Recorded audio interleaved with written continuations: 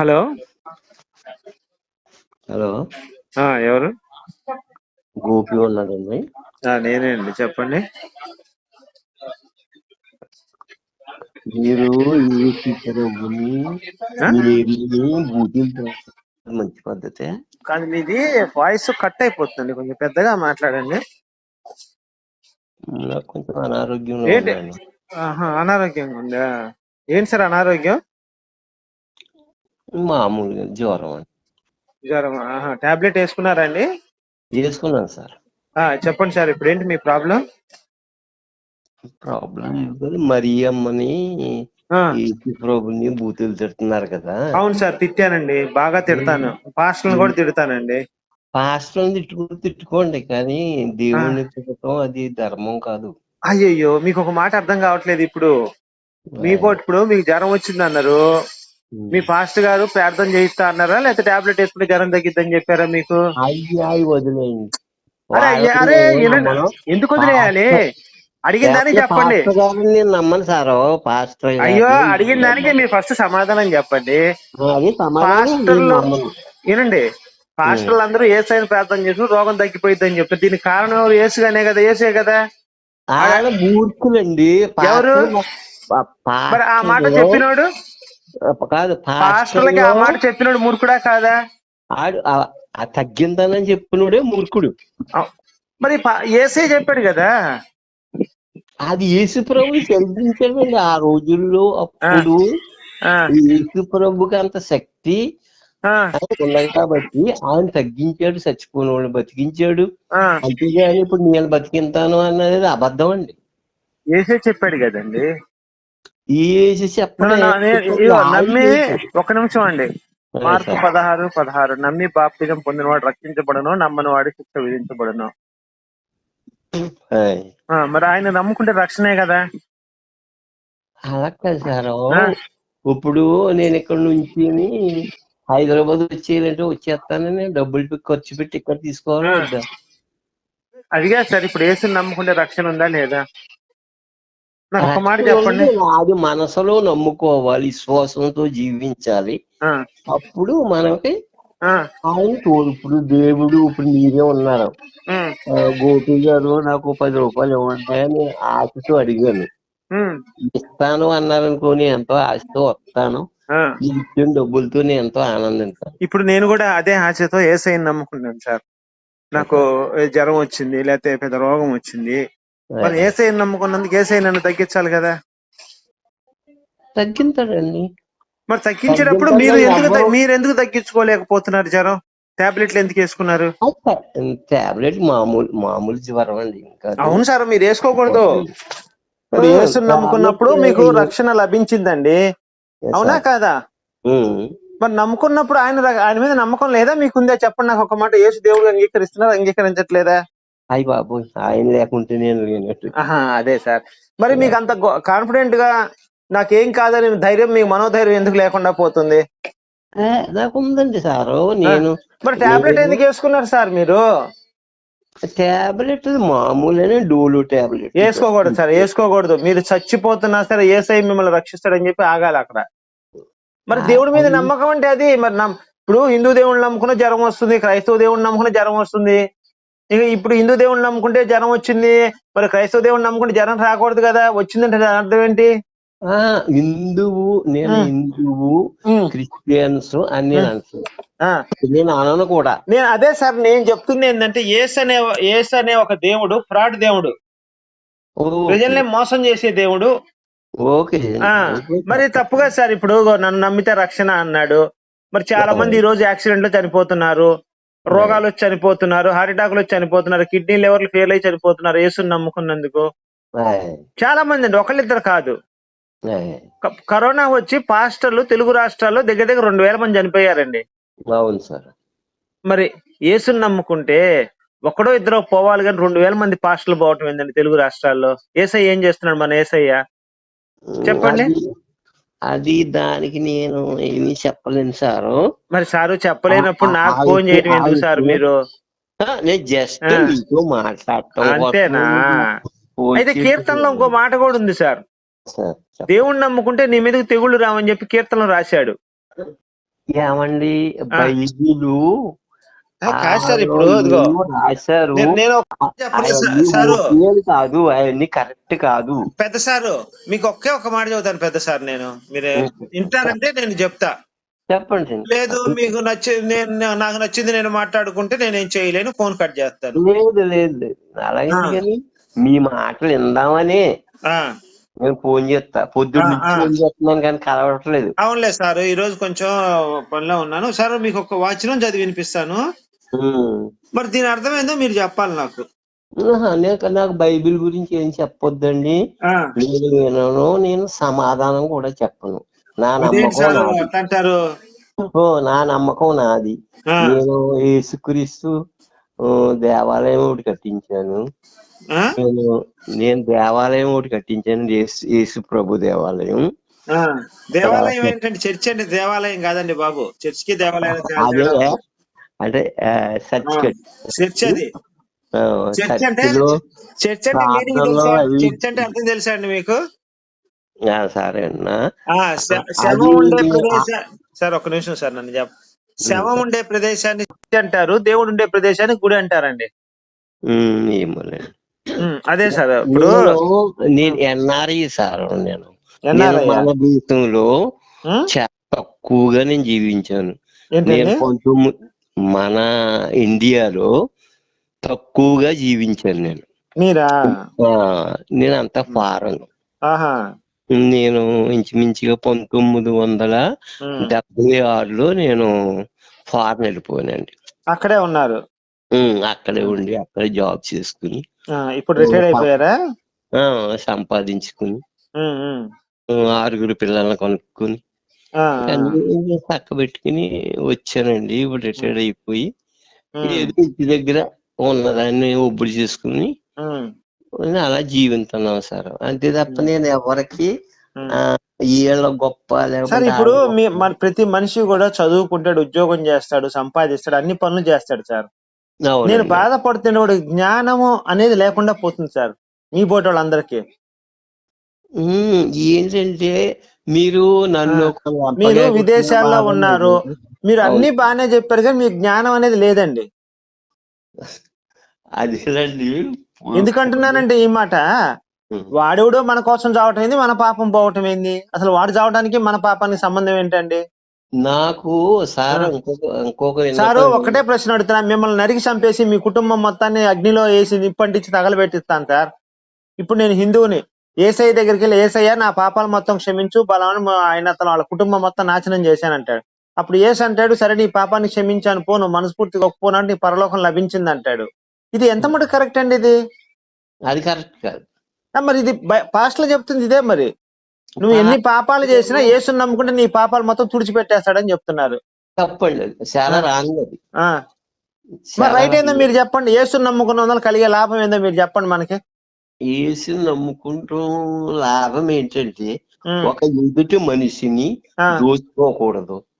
ఒక ఎదుటి మనిషికి. సరే మీరు ఏం మాట్లాడుతున్నారు చెప్పు, నీకు అర్థమవుతుందా? పాత నిబంధన చదివారా మీరు? యెహోవా ఏం చెప్పాడంటే నీ నిమిత్తము ఆడువారిని బతకనీయుడి.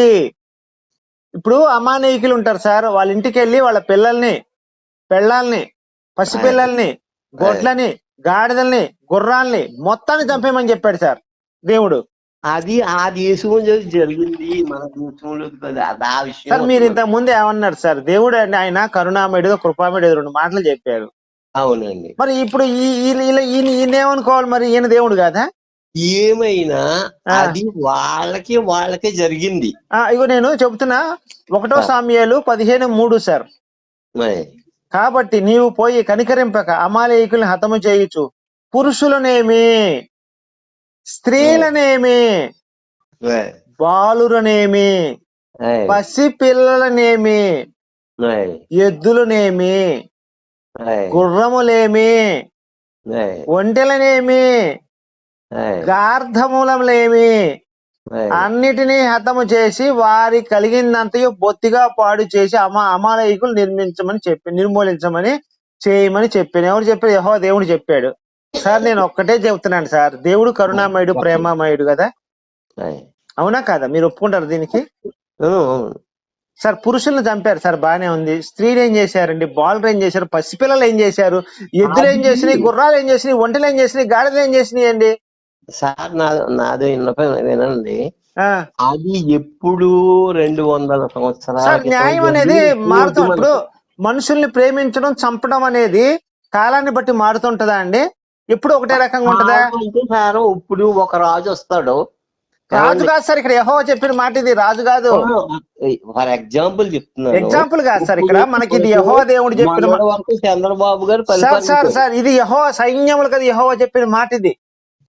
అలా కదండి, నా మాట కూడా వినండి సార్. మీరు చంద్రబాబు నాయుడు సంగతి నాకు వద్దు సార్. ఇది కరుణామయుడు, ప్రేమామయుడు, దయామయుడు అన్నప్పుడు పసిపిల్లలు, గర్భిణీ స్త్రీలు, గాడిదలు, గుర్రాలు, ఒంటెలు ఏం పాపం చేసి నిన్ను ఎందుకు చంపమని చెప్పాడు కరుణామయుడు, ప్రేమామయుడు? అది ఎప్పుడండి? 2000 సంవత్సరాలంటే ఆ విషయాలు మనకు వద్దు సార్. ఒకటే మాట అడుగుతున్నాను సార్. మీరు ఎప్పుడో 1976లో, ఒక నిమిషం సార్, మీరు 1976లో విదేశాలు వెళ్ళారన్నారు, అవునా? అవును సార్. సార్ ఇప్పుడు మీరు ఒక హత్య చేసి భారతదేశంలో మీరు విదేశాలు వెళ్ళిపోతే మళ్ళీ ఈ రోజు తిరిగి వస్తే ఆ 1976లో హత్య చేసిన హత్య అవుతుందా కాదా? పోలీసులు మిమ్మల్ని ఈ రోజు కూడా పట్టుకొని అరెస్ట్ చేసే అవకాశం ఉందా లేదా? అది నేనే కాబట్టి జరుగుతుంది కదా. మరి అప్పుడు చేయటం ఏంది? కాదండి, అప్పుడు చేయటం ఏంది, ఇప్పుడు చేయటం ఏంది? అసలు పసిపిల్లల్ని, బాలులను చంపటం అనేది తప్పు. అసలు దేవుడు ఆ మాట చెప్పకూడదు. దేవుడు అది తప్పేనండి, కానీ జరిగిపోయినట్ల కోసం మనం వెతికితే అది సార్. మీరు ఇంతకు ముందు ఏమన్నారు? దేవుడు అంటే కరుణామయుడు, ప్రేమామయుడు అని చెప్పారు. మరి పసిపిల్లల్ని, ఆడవాళ్ళని చంపమని దేవుడు ఎట్లా అవుతాడండి? అది సార్ అందుకే సార్ మీకు జ్ఞానం అనేది లేదు అని చెప్పాను ఇంతకు ముందే, అదే మాట చెప్పాను, గుర్తుందా? నాకు జ్ఞానం లేదు. Okay sir. సార్ చిన్న పిల్లల్ని అడిగినా చెప్తాడు సార్, ఆడవాళ్ళని, పిల్లల్ని చంపకూడదు. పసిపిల్లల్ని, గాడిదలు, గుర్రా ఏం చేసినాయి సార్? పాప గాడిదలు, గుర్రాలు ఏం చేసినాయి సార్? వాటికి ఏమైనా తెలుసా సార్? కాదండి గురువు గారు, ఒక మాట ఏనండి. గాడిదలు, గుర్రాలు, ఎద్దులు మీ ఇంటికి వస్తే మీ ఇంట్లో ఏమన్నా గడ్డి పెడితే మీ ఇంట్లో విశ్వాసంగా పనిచేస్తాయి, మా ఇంట్లో గడ్డి పెడితే మా ఇంట్లో విశ్వాసంగా పనిచేస్తాయి. వాటిని చంపటం ఏంటి సార్? ఆయన కరుణామయుడు, ప్రేమమయుడు ఎట్లా సార్ చెప్పండి సార్? జ్ఞానం లేని పశువు సార్ యెహోవా దేవుడు. పశువు కంటే పశువుతో కూడా పోల్చకూడదు. పశువు కంటే హీనమైనడు అంటే యెహోవా దేవుడు నా దృష్టిలో. Okay sir. పసిపిల్లల్ని చంపకూడదు సార్. ఎంత క్రూరుడైనా సరే పసిపిల్లల జోలి పోయాడంటే వాడు దేవుడే కాదు, స్వయంగా యెహోవా దేవుడు చెప్తున్నాడు. మీరు మంచి మాటలు చెప్పారు, చాలా ఆనందం. మళ్ళీ ఇంకోసారి తీరిగ్గా మీతో మాట్లాడతాను. సరే సార్, మీ ఇష్టం సార్. ఎందుకంటే మీరు జ్ఞానం ఎప్పుడైతే పొంది నాకు ఫోన్ చేస్తారో ఆ రోజు నేను కూడా సంతోషిస్తా. మీరు అజ్ఞానం నుండి ఫోన్ చేస్తే మాత్రం నేను ఇలానే మాట్లాడితే ఉన్న నిజాలే చెప్తా, మీరు తట్టుకోలేరు. అజ్ఞానం ఏం కాదు, సార్. ఇప్పుడు యేసయ్య ఇప్పుడు కాదు సార్, నేను తప్పులన్నీ చేస్తే యేసయ్య క్షమిస్తాడా లేదా? యేసయ్య క్షమిస్తాడు అంటే తప్పు అంటే అనేక రకాలు ఉంటాయి. సరే సార్, ఇప్పుడు మీ ఇంట్లో 10,000 దొంగతనం చేశాను సార్. మీ ఇంట్లో మీకు ఆపరేషన్ సార్, గుండె ఆపరేషన్ ఏదో ఉంటది, మీరు చేయించుకోవాలి, హాస్పిటల్కి ఎల్లుండో అవతల ఎల్లుండి వెళ్తారు. మీ ఇంటికి వచ్చి ఆ డబ్బులు మొత్తం దోచుకుంటాను, మీరు హాస్పిటల్లో బిల్లు కట్టలేక చచ్చిపోతారు హార్ట్ అటాక్ తోటి, గోపి మొత్తం దోచుకెళ్ళాడని. అప్పుడు యేసయ్య దగ్గర యేసయ్య నేను 1,00,000 రూపాయలు దొంగతనం చేశా, నా పాపం క్షమించయ్యా అంట. మనస్ఫూర్తిగా బైబిల్ ప్రకారం నేను జీవిస్తా. ఏది యేసయ్య ఏం చెప్పాడో బైబిల్ ప్రకారం ఇక ముందు తప్పు చేయకుండా జీవిస్తా. మరి నేను జీవించినప్పుడు నేను స్వర్గానికి వెళ్తాను కదా. ఇప్పుడు వాడు దొంగండి, దొంగ. నేను మనుషులు మారిపోనంటే పాపులను పిలవచ్చింది, నీతిమంతుని పిలవరాలేదని చెప్పాడు సార్ యేసయ్య. నేను చెప్పటం కదా, యేసయ్య చెప్పాడు. మొట్టమొదటి తప్పు చేయకుండా ఉన్నవాడే నీతిమంతుడు సార్. పాపులను పిలవచ్చింది, నీతిమంతులను పిలవరాలేదని వాడు మీకు తెలుసా తెలీదా? చెప్పండి నాకు ఒక మాట. ఏమండి, నాకు తెలిసి చెప్తున్నాను మీకు. కాదండి, ఈ పాట ఉందా లేదా బైబిల్లో? చెప్పండి నాకు. ఇదేమవుతుంది? పాపులను పిలవచ్చింది, నీతిమంతులను పిలవరాలేదు. అవును, ఉందా లేదా? ఒకసారి నాకు క్లారిటీ ఇవ్వండి మీరు. ఉందండి, నాకు బైబిల్ అంతా తెలుసు. మరి పాప అంటే ఎవడండి? ఏ తప్పు చేయని వాడిని పాప అంటారా మీ దృష్టిలో? ఆడు మొట్టమొదటి నుంచి ఉండాలి గాని ఫస్ట్ నలుగురిని చంపేసి, లేకుంటే 4 వ్యభిచారాలు చేసి, 4 హత్యలు చేసి ఆడు నేను నీతిమంతుడిని అయిపోయి క్షమించంటే ఎలా క్షమించాడండి? మరి ప్రభు ఎవరి కోసం వచ్చాడండి? ప్రభు ఎవరి కోసం వచ్చాడు? ఆడు ఆయన భూమి మీద రక్తం ఎందుకు చిందించాడు? ఏమండి, ఇప్పుడు నేనేమన్నా 76, నేను 7th చదువుతున్నాను మా ఊర్లో. సార్ అడిగిందని చెప్పండి సార్, నేను ఒకటే అడుగుతున్నా. యేసు ప్రభు భూమి మీదకి ఎందుకు వచ్చాడు? యేసు ప్రభు భూమి మీద ఎందుకు వచ్చాడు? పాపులు రక్షించడానికి వచ్చాడు. రైట్ కదా. ఇప్పుడు మీరేమన్నా ఆగండి సార్, ఆగండి సార్. పాపుల్ని రక్షించడానికి వచ్చాడు, అవునా? అవునండి. పాపుల్ని రక్షించడానికి వచ్చాడు, శిక్షించడానికి కాదని రక్షణ గుర్తుపెట్టుకోండి. నేను పాపం చేస్తే మాత్రం యేసు ప్రభువుని నమ్ముకోవాలి తప్ప నేను పుణ్యాత్ముని అయితే అవసరం లేదు, అవునా? అవును. మరి నేను ఇప్పుడు పాపం చేయాలంటే నీ బొట్టోళ్ళ పక్కన వాళ్ళు రేపులు చేయడం, మటలు చేసి, దొంగతనాలు చేస్తే నేను పాపిని అవుతాను. ఉత్తమ పాపిని ఎందుకు అవుతాను నేను? అనేక పాపాలు ఉన్నాయండి. అదే సార్, అన్నిట్లో కల్లా ఎక్కువ ఎంత ఘోరమైన పాపుల కోసం వచ్చినోడు చిన్న పాపమా పెద్ద పాపమా అని చూడ్డు. ఎంత పెద్ద పాపం చేస్తే యేసుని నమ్ముకుంటే త్వరగా పోయిద్ది. ఆయన వచ్చింది అందుకే. మరి ఆడు తప్పుడు అలా అనుకునేవాడు. ఆడు తప్పుడు మనిషి. సార్ మీరు చెప్పండి సార్, రైట్ ఏది మీరు చెప్పండి. రైట్ అంటే ఆడు మొట్టమొదటి నుంచి కూడా, ఇప్పుడు నేను ఉన్నాను మొట్టమొదటి నుంచి. ఇదిగోండి సార్, మీకు ఒక చిన్న మాట చెప్తాను. మత్తయి సువార్త 3వ అధ్యాయము 6వ వచనం. తన పాపంలో ఒప్పుకొని బాప్టిజం పొందుతారు ఎవరైతే పొందుతారో వాళ్ళ పాపాలని క్షమించబడతాయి. మత్తయి సువార్త 3వ అధ్యాయం 6వ వచనంలో రాసింది. అంటే నేను వెళ్ళి బైబిల్ చర్చిలోకి వెళ్ళి ప్రభువా నా పాపంలో ఒప్పుకుంటున్నాను, ఈ రోజు నుంచి ఏ పాపము చేయను అని చెప్తే నాకు బాప్టిజం ఇస్తే నేను రక్షణ పొందినట్టు, యేసయ్య మార్గంలో నేను వచ్చినట్టు, యేసుని అనుసరిస్తున్నట్టు. మరి ఇంతకుముందు చేసిన పాపాలన్నీ కూడా నన్ను క్షమించబడినట్టే కదా. క్షమించబడినట్టు అంటే అక్కడ ఉందా తీర్పు? ఇక్కడ ఎవడండి క్షమించేవాడు? ఇక్కడ ఎవడో ఏం చేయలేడు భూమి మీద. అది అక్కడ తీర్పు సార్. ఇక్కడ మార్కు 2:17 క్లియర్ గా చెప్పాడు సార్. పాపులను పిలవ వచ్చిందని నీతిమంతుని పిలవలేదు. మార్కు 2:17 చెప్పాడు సార్. ఆయన చెప్పింది, నేను చెప్పింది కాదు ఈ మాట. అవునండి. ఇప్పుడు పాప అంటే ఎవరు చెప్పండి సార్ మీ దృష్టిలో? ఇప్పుడు నేను 4 మర్డర్లు చేశాను సార్, హిందువుని. నేను ఇప్పుడు 4 మర్డర్లు 4 మానభంగాలు చేశాను సార్. ఇప్పుడు నేను హిందువుని. ఇప్పుడు తక్షణం నేను యేసయ్యని నమ్ముకొని నీతి మార్గంలో నడిస్తే ఎటువంటి తప్పులు చేయకుండా నేను పరలోకం వెళ్తానా వెళ్ళనా?